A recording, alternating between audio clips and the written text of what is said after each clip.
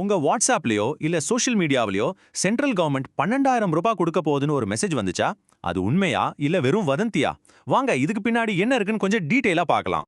சரி, நேரடியா விஷயத்துக்கு வந்துடலாம். நீங்க நிறைய பேர் சோஷியல் மீடியா, வாட்ஸ்அப்லலாம் இந்த 12,000 ரூபாய் ஸ்கீம் பத்தி கண்டிப்பா பார்த்திருப்பீங்க. இப்போ தமிழ்நாட்டுல இதுதான் செம்ம ஹாட் டாபிக். ஆமாங்க, இந்த 12,000 ரூபாய்ங்கிற பெரிய நம்பர் தான் எல்லாருடைய கவனத்தையும் இழுத்துருக்கு. ஆனா இந்த பணம் எங்க இருந்து வருது? இது யாருக்கெல்லாம் கிடைக்கும்? நிஜமாவே இப்படி ஒரு திட்டத்தை அனௌன்ஸ் பண்ணிட்டாங்களா? வாங்க இந்த கேள்விகளுக்கெல்லாம் தான் நாம பதில் தேட போறோம்.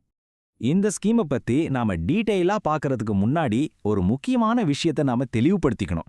இப்போதைக்கு இது ஒரு அஃபிஷியல் கவர்மெண்ட் அனௌன்ஸ்மெண்ட் கிடையாதுங்க, ஒரு வதந்தியா தான் பரவிட்டு இருக்கு. சரி, அப்போ இந்த வதந்தி எங்கிருந்து கிளம்புச்சு, இதோட பின்னணி என்ன, அதை பத்தி இப்ப பார்க்கலாம். நமக்கு கிடைச்ச தகவல் படி பாத்தீங்கன்னா, இந்த ஐடியா மத்திய உள்துறை அமைச்சர் அமித்ஷாவுக்கும் தமிழ்நாட்டு பிஜேபி நிர்வாகிகளுக்கும் நடுவுல நடந்த ஒரு க்ளோஸ்டு டோர் மீட்டிங்ல டிஸ்கஸ் பண்ணப்பட்டதா சொல்லப்படுது. சரி, எதுக்கு ஒரு சீக்ரெட் மீட்டிங்ல இப்படி ஒரு திட்டத்தை பத்தி பேசணும்? இதுக்கு பதில் வேணும்னா நாம இதை தமிழ்நாட்டு பாலிடிக்ஸோட சேர்த்து பார்க்கணும். வரப்போற 2026 சட்டமன்ற தேர்தலை மனசுல வச்சு காய நகர்த்துற ஒரு அரசியல் சதுரங்க ஆட்டமா தான் இதை பார்க்க முடியுது. இப்ப இந்த ஒப்பீட பாருங்களேன், ரொம்ப இன்ட்ரெஸ்டிங்கா இருக்கும். ஆளுங்கட்சியான திமுக மகளிர் உரிமை தொகையோட சம்மர் ஸ்பெஷல் பேக்கேஜையும் சேர்த்து 5,000 ரூபாய் கொடுத்தது மக்களுக்கு மத்தியில ஒரு பெரிய ரீச் ஆச்சு. அதுக்கு போட்டியா அதை விட ஒரு பெரிய தொகையை கொடுத்து மக்களின் கவனத்தை தம்பக்கம் திருப்புற ஒரு முயற்சியா தான் இந்த 12,000 ரூபாய் திட்டம் பார்க்கப்படுது. ஓகே, இது ஒரு பொலிட்டிக்கல் மூவா இருக்கலான்னு நாம பார்த்தோம். ஆனா சும்மா ஒரு தொகையை மட்டும் சொன்னா போதுமா? இந்த 12,000 ரூபாய் மெகா பேக்கேஜ்குள்ள உண்மையில என்னதான் இருக்கு? வாங்க அதை கொஞ்சம் உடைச்சு பார்க்கலாம். இங்க தான் விஷயமே இருக்கு. இந்த 12,000 ரூபாய்ங்கிறது கவர்மெண்ட் புதுசா கொடுக்கற காசு கிடையாது. அதுக்கு பதிலா ஏற்கனவே இருக்கிற பல சென்ட்ரல் கவர்மெண்ட் ஸ்கீம்ஸ் கீழே மக்களுக்கு போய் சேர வேண்டிய பாக்கி பணத்தை ஒரே அடியா ஒரே தவணையா கொடுக்கறதுக்கான ஒரு பிளான். இன்னும் புரியுற மாதிரி சொல்லணும்னா, விவசாயிகளுக்கு வர வேண்டிய பிஎம் கிசான் பணம், கேஸ் சிலிண்டருக்கான சப்சிடி, உர மானியம், இந்த மாதிரி பல ஸ்கீம்ஸ்ல இருந்து வர வேண்டிய பணத்தெல்லாம் ஒன்னா சேர்த்து ஒரு மெகா பேக்கேஜா கொடுக்கலான்னு யோசிச்சுட்டு இருக்கிறதா தகவல்கள் சொல்லுது. இந்த பணம் நடுவுல எந்த இடைத்தரகரும் இல்லாம டைரக்டா பயனாளிகளோட பேங்க் அக்கவுண்ட்டுக்கே வந்துடும். அதாவது டைரக்ட் பெனிஃபிட் டிரான்ஸ்ஃபர்.